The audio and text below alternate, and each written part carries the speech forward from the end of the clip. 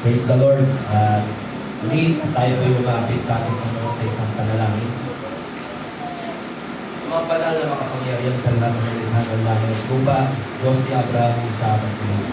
Patuloy po yung patuloy na ipupuri, nagpapasalamat, Lord, sa iyong kabutihan, sa iyong biyaya at awa, na kami tinipon mo sa lugar na ito, Lord.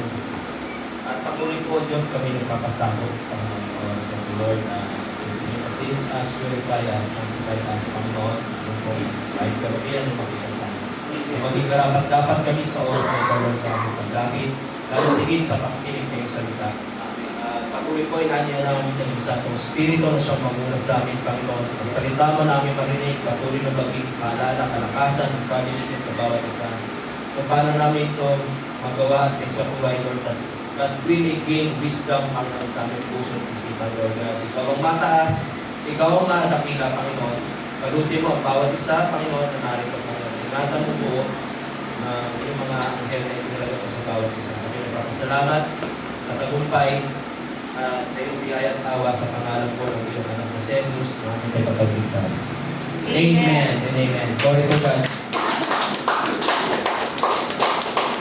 Kung kayo po ay may Biblia, makipaglat po kayo sa amin sa Awit chapter 90. So, ang ating pong pag-uusapan is number your days.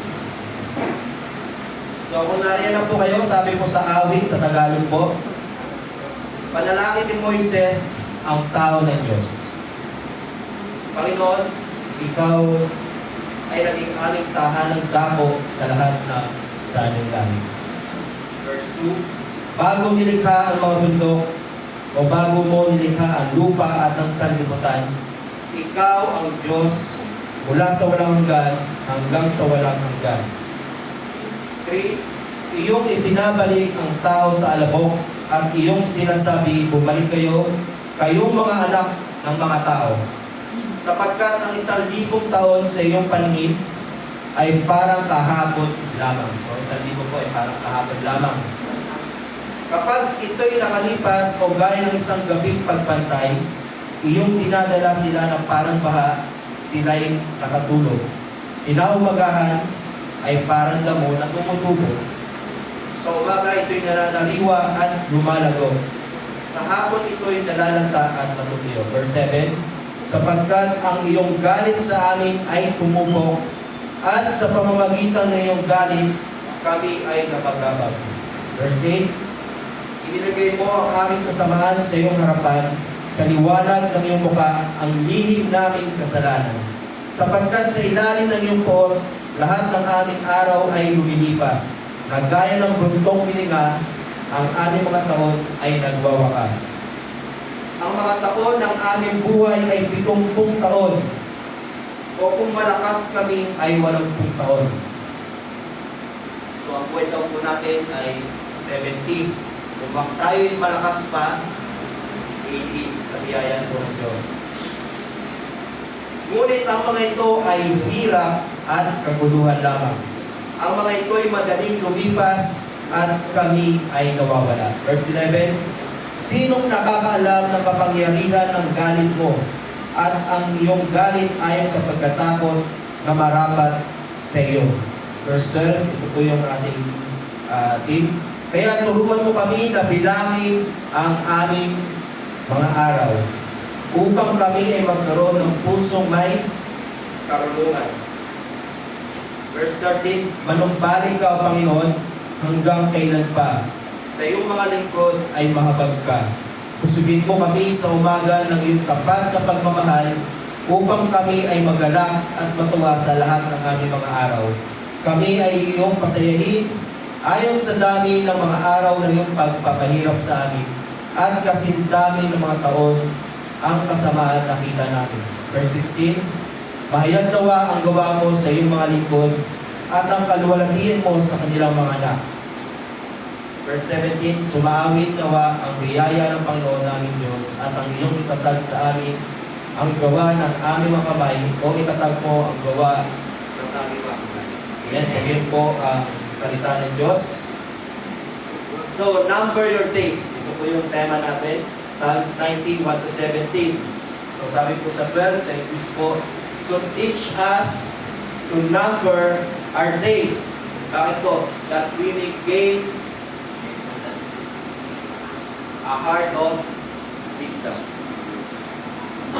So alam naman po natin mga kapatid, ang tema po natin nakaraan ay crossover. Okay? So after po dumaan ang crossover, nakikita naman po natin yung way back ng ating church. At ngayon, ganoon din po sa relasyon na dati mga bata hanggang lumaki din, nagkaroon ng kasintahan hanggang sa naligaw. Yung mga asawa, naligaw muna. So naligaw, nag-propose, yan, umantong sa kasalan. Nakikita natin yung cycle ng buhay ng tao. Amen? Ganun din po sa ating church. Dati, haligi, nasa puno, dahil ng puno. Ngayon po ay nasa simentado na, may mga gamit na po. Makikita natin yung milestone ng church at yung mga tao nakakasalamuhan natin sa buhay. Kaya po makikita natin ang bilis na panahon. Napakabilis po ng panahon. Parang kailan lang tayo nagsimula, parang kailan lang totoy pa kami. Amen? Ngayon, tatay na kami. Diba? So parang kailan lang po, ganito yung stage ng buhay natin. Tapos biglang lumilipas na. So, ang team po natin, crossover, last January, Joshua 3. Kaya po, ang Diyos po, nilabas niya ang Israel sa Ehipto. Dinala niya sa another side sa lupang pangako. Ngayon, panibagong season, bagong yunto. So after po ng crossing nila, crossover nila sa Ilog Jordan, hindi naman po doon natapos yung story. Another chapter, new generation. Ganun din po sa buhay po ng bawat isa. So after year na lumilipas, there is a new morning, pagkakataon sa biyaya ng Diyos. Kaya po, matatanong natin at may tanong ang Diyos sa atin. Ngayon, dinala kita dito, paano ka naman mabubuhay? Paano mo gagamitin ang panahon na pinagkaloob ko sa iyo? Kaya po, ito yung sinasabi ng Psalms 90. So, yung Psalms 90 po ay isang panalangin ni Moises. Hindi po siya dito ay isang young leader. Siya po dito ay isang lumalakad kasama ang Diyos. Nakita niya yung mga ups and down, yung mga namatay sa wilderness. Lahat. Nakita niya. Kaya ang panalangin ni Moises, sa gitna na lahat ng iyon, sabi niya, Lord, teach me to number our days. Hindi niya hiningi na pahabain ng buhay. Ano pong hiningi niya? Lord, teach us to number our days. At ano pong hiningi niya? Karunungan kung paano mabuhay sa mga araw na meron tayo. So, point number 1 po, Psalms 90, 1-2. Dito lang po tayo ikot sa Psalms 90. Sabi po ng Moises, Lord, you have been our dwelling place in all generation. Kaya po, kapitin natin ang Israel po, wala pang sarili lupa. Then, nagkikalitin sila sa Egypto. Nilabas sila. So, hindi nila alam kung saan sila pupunta. Ano ginagawa nila? Saan sila nagpupunta? Naglagay ng tent. Sa wilderness. Pero ang panalangin ni Moises, Panginoon, ikaw ang aming tahanan. Ibig sabihin po, Hindi bahay po ang nagbibigay seguridad. Ang nagbibigay po ng seguridad sa atin, ang ating Panginoon. Kaya ako sa Psalms 91, He who dwells in the secret place of the Most High shall abide in the shadow of the Almighty. Ang Panginoon po natin ang tahanan. So, hindi bahay ang nagbibigay seguridad, hindi lokasyon o hindi ang season. Ang Diyos mismo ang ating tahanan. Kaya po habang panahon po ay mabilis magbago, habang ang buhay ay umiikot, ang Diyos po ay hindi nagbabago. Ang Diyos ay Diyos ni Abraham, ni Isaac, ni Israel. Siya pa rin po ang Diyos natin ngayon. Hindi siya nagbabago. Ang tao nagbabago, ang buhay ng tao ay lumilipas, pero ang Diyos natin nariyan pa rin. From everlasting to everlasting, siya pa rin po ang Diyos natin. Kaya po mga kapatid, tayo ay tumatanda, ang mundo'y nagbabago, pero ang Diyos hindi po. Kaya po, makikita natin si Kristo. Ang ating Panginoon sa Kristo pumasok sa panahon.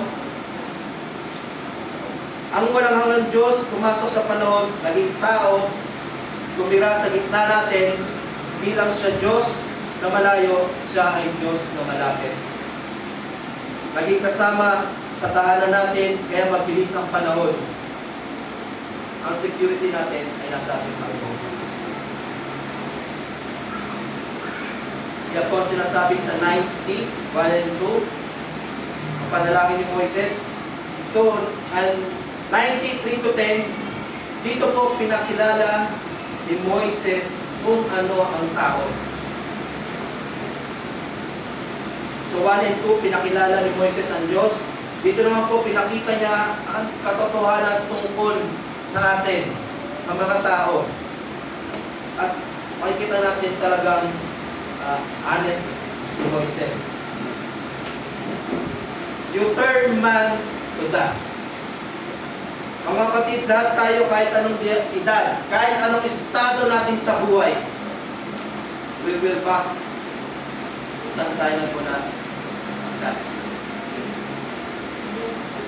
Makikita natin ang bilis ng panahon. Gumamit si Moises ng isang larawan. Makikita natin dito yung isang parang damo sa umaga, luntian. Pagdating sa hapon, dry na, natutuyo na. Ganun din po ang buhay. Parang kahapon lang, bata ka. Parang kahapon lang, nagsimula ang church. Parang kahapon lang, bagong-bago ang lahat. Way back natin, makikita natin. Kung kailan tayo nag-start, nagsimula, at yung ngayon. Makikita po natin yung bigat ng buhay. Makikita natin yung bigat ng buhay. May pagod ang buhay, may sakit, may kasalanan. Kahit ang pinakamahabang buhay, labor and sorrow. Yung pa din. Pero hindi po tayo kailangan panghinaan ito.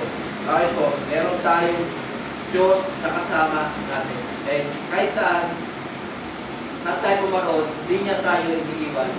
Hindi pinapabayaan natin. Bakit po? Ang ating Panginoong Jesucristo, makikita natin kung gaano kaganda ang ginawa niya nung siya ay narinito.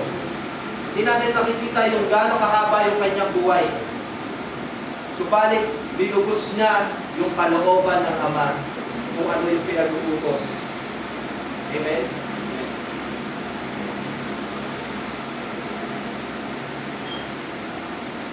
Hindi siya lumayo sa kahinaan natin, hindi siya umiwas sa sakit ng buhay. Pumasok siya dito, dinala niya ang kasalanan natin, hinarap niya ang kamatayan. Kaya kung maikli ang buhay, sa Diyos tayo umasa. Kaya nasa ating Panginoon Jesus ang lahat ng kasagutan, ang hope natin. Ang buhay ng tao, simula sa pagkabata, i-enjoy niya, hanggang sa ilang years nag-aaral, 15, ngayon mayroon pang additional, hanggang 20, bago ka makatapos ng kolehiyo. Minsan yung iba, ang haba pa. After nun, responsibilidad, magtatrabaho, hanggang 40. Minsan yung iba, 50, 60, nagtatrabaho pa rin. Makikita natin yung routine ng buhay ng isang tao. After ng 40 up, doon niya na sinasalo yung lahat ng ginagawa niya sa katawan niya. Yung pabigatan, sakit sa katawan. Kita mo po yung buhay ng isang tao ay 70. Pero kung tayo malakas-lakas, 80. Sa biyaya ng Diyos, aabot ng 100. Amen. So yan po ang buhay ng tao. Kaya nga po sa ating ikatatlo, 90, 11 to 12, na tingin natin sa ating Panginoon na turuan tayo na bilangin ng araw ng buhay natin. Amen. Turuan natin, hingi tayo. Bakit? Kung mapapansin po natin si Moises, ang siya'y matanda na hindi siya humingi ng mahabang buhay at lakas. Ang hiningi niya, ang dalangin niya, teach us to number our days, that we may gain a heart of wisdom. Makikita natin, ang wisdom, hindi siya automatic. Kasi hinihingi pa. Si Solomon, natulog, pinausap ng Panginoon, anong hiningi niya? Wisdom. Tayo po tumatanda, pero hindi yung talino natin nananatili. Nakakalimot tayo. Kahit ngayon nga kahit bata pa, makakalimutin na. Diba? Nagiging ulyari na. Ganon din po sa loob ng church. Kahit gaano tayo katagal sa church, merong hindi nagmamature. Hindi lang sa atin baka magalit kayo, hindi kayo magalit. Lahat naman tayo dito ay may development. Nagmamature po tayo. Amen. Pero po, yan po talaga ay nangyayari sa loob ng buhay ng isang tao. Hindi lang sa buhay ng tao sa church. Kung anong meron sa company, gano'n din po. Merong hindi nakaka-adapt agad. Kahit gano'n pa katagal sa trabaho, merong hindi na-promote, retain pa rin kung saan siya. Kung ano yung unang trabaho, gano'n pa rin. So, ang wisdom po ay regalo ng Diyos. Hinihingi, tinatanggap, at isinasabuhay. Ito po ang wisdom na bigay ng Diyos. Hinihingi, tinatanggap, at isinasabuhay. So, ano po ang numbering our days? Hindi ito yung pagiging paranoid sa oras na kapag nanday na, diba, yung ano niya ito siya kanina, diba? Yung flight, 8, tapos na pa sa traffic. Yung parang natutuliro tayo kasi baka hindi tayo umabot. Minsan nga, sa office, pasok 10:30, aalis ka ng 9:30. Diba po? Wala mo oras, tapos iswing pa. Kita mo yung antanto, binangon at runway. Kasi pag dito ako naman ang Antipolo, automatic, di ako din. Kasi traffic dyan, Antipolo pa lang. Pagbaba mo ng Tikling, yan pa, tapos junction. So, pinaka-best way ko talaga runway. Minsan talaga kapag 9 to 10, yan din yung truck malaki. So talagang mahahasel ka kasi late ka na di ba? So, makikita natin yung bilis, nakikipag-unahan tayo sa oras. Pero minsan, pagdating sa church, sorry po, late din ako Di ba po? Yun po yung reality ng buhay ng tao. So, huwag tayo masaktan kung tayo ay nakakarinig. Dahil kung tayo nakakarinig dito, dahil ikaw ay buhay pa, tao pa. Yung sakit na yan, yan yung ikakalago natin. Huwag kayo magalit sa tao. Sometimes yung magiging direct, ang tawag dyan,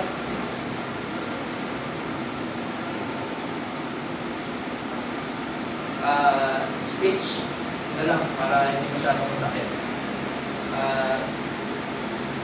Tingnan natin sa positive way.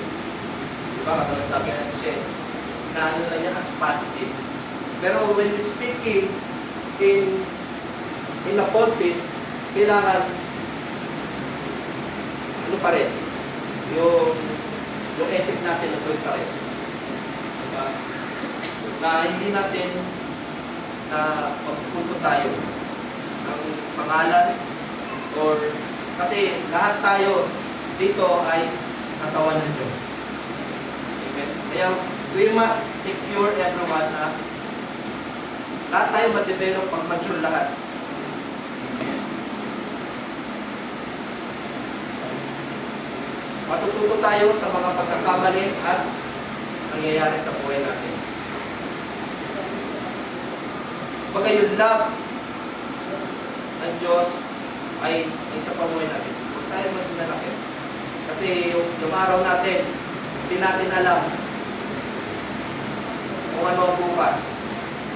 Kaya magpasalamat tayo sa Diyos dahil nakasama pa rin tayo dito. Amen? Makalubayo na tayo. So yung pagiging busy po natin, makikita natin ang pagiging busy ay hindi wise. Ang pagiging busy ay hindi wise. Bakit po? Hindi lahat ng mahaba ng buhay ay meaningful. Kasi meron namang tao na puno ng problema hanggang sa hindi na siya nakabangon. Parang doon na siya manda. Nasa isip niya wala nang simple yung kanyang buhay. Kaya yung iba nakikita natin, tumatalon, bata pa, tumatalon sa station.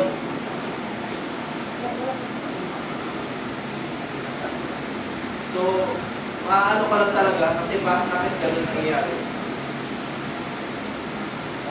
Sa buhay na pinagkaloob ng Diyos, parang ganun lang kadali, nabibitawan ng buhay. Pero ang ating Panginoon Jesus, ang pinakamagandang example ng buhay natin. Bakit po? Makikita natin, kung siya'y narito, hindi mahaba ang kanyang buhay, pero nagampanan niya lahat hanggang sa kamatayan niya. Nagawa niya ang pinag-utos ng Ama nasa langit. Walang sinayang na araw, walang sinayang na sandali. At ngayon sa kanya, may direksyon ang ating buhay. Nagka-direksyon ang ating buhay. Kung wala ang ating Panginoong Jesus, wala tayo dito. Kaya po ang bawat akbang po natin, merong wisdom na pinagkakaloob ng Diyos sa atin. Kailangan lang po natin dito ay hingin, anggapin natin at isabuhay natin yung wisdom na to para yung buhay natin ay magkaroon ng meaningful. So last part po, Psalms 90, 13 to 17. So hindi po nagtatapos ang Psalms 90 sa lungkot. Baka nalulungkot kayo. Masasayahin lang kayo ng Holy Spirit. Hindi po ako. Hindi nagtatapos ito sa lungkot, nagtatapos ito sa pag-asa. Sabi ni Moises, Lord, return, satisfy us, establish the work of our hands. So sinabi po ni Moises, huwag mong hayaang masayang ang buhay namin. So hindi haba ng buhay ang sagot. Hindi niya hiningi ang mas mahabang buhay, hiningi niya ang pag-ibig at biyaya ng Diyos. Dahil kapag may Diyos ka sa buhay mo, kahit maikli ang araw mo, satisfy ang buhay. May saysay ito. Sa ating Panginoong Kristo, may awa, may bagong simula, may kabuluhan ang ginagawa niya. Ang buhay ay inaalay ng ating Panginoon sa Kristo, hindi niya ito sinasayang. Amen? Ganun lang po kabilis ang ating mensahe. Pero makikita po natin yung Psalms 90, ang Panginoon, from everlasting to everlasting, hindi siya nagbabago. And 3 to 10, ang buhay ng tao, gaano kay yung sinasabuhay niya, cycle ng buhay ng tao, yung kahinaan niya, mula pagkabata, 1,000 taon,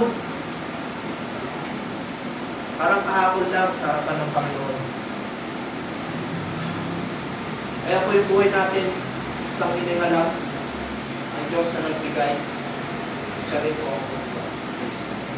Kaya po yung buhay po natin, may lungkot, may saya, pero hindi tayo iniiwan ng Diyos. Ang Panginoon po, kahit saan, kahit anong mangyari, siya po pa rin ang Diyos natin. Huwag tayong liwanay, magpatuloy tayo, magpakatatag tayo, dahil po ang buhay natin ay mayroong kabuluhan kapag ito po ay ginamit po sa gawain ng Diyos. Amen. So mga kapatid, simple lang po ang mensahe natin. Ang Diyos ay walang hanggan. Ang buhay natin ay panandalian. Si Kristo ang nagbibigay ng saysay sa bawat araw. Hindi tayo binubuhay ng Diyos para dumaan sa oras. Hindi para dumaan sa oras. May calling tayo, may purpose tayo. Hingin natin, gamitin natin, ipagkakalob ng Diyos yan. Binubuhay niya tayo para mabuhay ng may layunin. Kaya, kung sila po ang hindi pa nakakatanggap sa Panginoon, I pray na tanggapin mo na siya hanggang may oras pa. Sa biyaya at awa ng Diyos, ay makasama ka sa paglilingkod sa Kanya. Amen?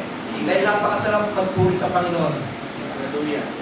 May hirap, may sakit, may karamdaman, pero yung joy, at peace, kahit na meron kang problema, may peace ka pa rin, may pag-asa ka dahil alam mo meron ang Diyos na masasandalan. Amen? Amen. Kaya hindi natin ang wisdom sa buhay mo natin na let us number our days. 40, 50, 60. Hindi po, huwag na natin pagpabukas. Kahit ngayon po, ngayon talaga, hingin natin ang wisdom para sa pamuhay natin. Magawa natin ang pinagkakalood ng mga. Huwag na natin i-delay ang plano ng Diyos sa buhay natin. Gawin na natin. Kasi hindi natin alam ang mangyayari bukas. Kaya hanggat may oras, may pagkakataon, maglingkod tayo sa Panginoon. Amen po, purihin ng Diyos. Tayo po ay manalangin. Amang banal na makapangyarihan sa lahat, kami po ay nagpupuri at nagpapasalamat Panginoon sa gagawin. Kami po ay binigyan mo ng wisdom para bilangin ang araw, Panginoon namin. Upang magkaroon ng saysay, layunin ang buhay po ng bawat isa. Lord, we seek the guidance of your Spirit, Panginoon. Naingatan mo, gabayan mo kami, turuan mo kami, Panginoon, na magamit ang buhay namin sa iyong kalooban, hindi sa anumang bagay. Lord, ang mundo nito, Panginoon, napakabilis. Ang isang araw, isang dali lamang, Panginoon. Lord, huwag mo hayaan ang bawat isa amin ay masayang ang buhay namin, Lord. Kaya Lord, gabayan mo kami, tulungan mo kami sa mga problema dumaraan sa amin, Lord God. Lord, ikaw ang mataas, ikaw ang madakila, ikaw ang maparangalan. Then, Panginoon, kung wala ka sa aming buhay, wala kami magagawa, Panginoon. Kaya Lord, pinagkakatiwala namin sa iyo ang aming buhay. Gamitin mo ito ayon sa iyong kalooban, Panginoon. Hanggang may oras, pagkakataon, Lord, use us mightily, Panginoon. Anoint everyone, Panginoon. Give us the wisdom, spiritual knowledge, and spiritual understanding, Panginoon.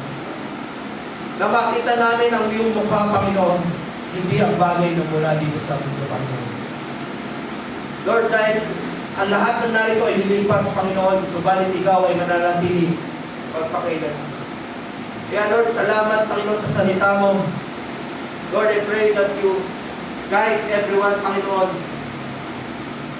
na mag-mature kami, Panginoon. Ma-develop, Panginoon, ang aming mga bunga, Panginoon, na nagmumula po sa iyo, Lord, sa gabay na yung Santo Espiritu, Panginoon. As we cross over, Panginoon, this year, Panginoon, alam ko, Lord, na hindi mo kami iniwan, hindi mo kami pinababayaan, Panginoon. Sa mga plano, Panginoon namin, Lord, ikaw ang mataas, ikaw ang manguna.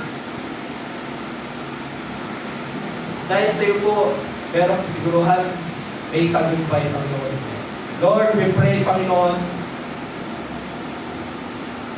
ang may karamdaman, Panginoon, sa bawat miyembro po ng pamilya po namin, Lord God. Lord, ikaw, Lord, ang aming dakilang magkagamot. Lord, we pray, Panginoon, ang continuous healing, Panginoon, kay Pastor Edgar, Lord God. Ikaw, Lord, ang Diyos, na aming dakilang magkagamot, Lord. Makikita mo yung lingkod. Ikaw, Lord, ang siyang humipo sa oras ito, Lord God. Ang lahat po ay maging back to normal, Lord God. Ang dugo niya, Lord. Lahat, Panginoon, ibalik mo, Panginoon. Ang kalakasan, ang buhay po na nagmumula po sa iyo, Lord. At ang kalooban mo ang siyang masunod, Panginoon. Lord, pinagkakatiwala namin sa iyo, Panginoon. Ang provision, Panginoon, sa kanyang anak, Panginoon, kay Christian, Lord God. Ikaw, Lord, ang siyang magbigay ng kalakasan, Panginoon, sa pamilya po ng Baloko, Lord God. Ikaw, Lord, ang siyang mawak at mag-ingat, Panginoon, sa bawat isa. Hindi lamang po sa kanila, Lord, sa bawat pamilya, Panginoon, na may karamdaman, Lord. Ikaw ang Diyos, ang aming sinasampalatayanan. Ikaw ang Diyos, aming dinalapitan. Kami ay lumalapit na nagpapakumang puso, Panginoon. Ikaw, Lord, ang siyang umawak at tumipo sa bawat may sakit, Panginoon. Ang lumalapit sa page ng LDC Binangonan, Lord. Touch them, Panginoon. Ano bang uri ng may sakit, Panginoon, sa dugo, sa puso, Panginoon. Ano bang uri ng sakit, Panginoon, ikaw, Lord, ang Diyos na aming dakilang magagamot, Lord. Kaya, Lord, salamat, nilalang ko, Lord, you have a purpose, Panginoon, sa buhay po ng bawat isa, Lord God. At ganoon din po sa aming kapatid, Lord God. Kaya, Lord, kami nagpapasalamat, Panginoon, sa kalakasan, sa karunungan na pinagkakaloob sa amin. Kaya, Lord, patuloy mo kaming turuan na bilangin ang araw namin, Lord God. Na huwag namin sayangin ito sa walang paguluhan. Lord, salamat sa tagumpay, sa kagalingan na iyong pinagkaloob sa bawat isa sa amin. As we go home, Panginoon, ang iyong biyaya, iyong pag-ibig, at yung pagsama ng Santo Espiritu, Panginoon, ay sumaamin sa pangalan po ng iyong anak na si Jesus. Amen.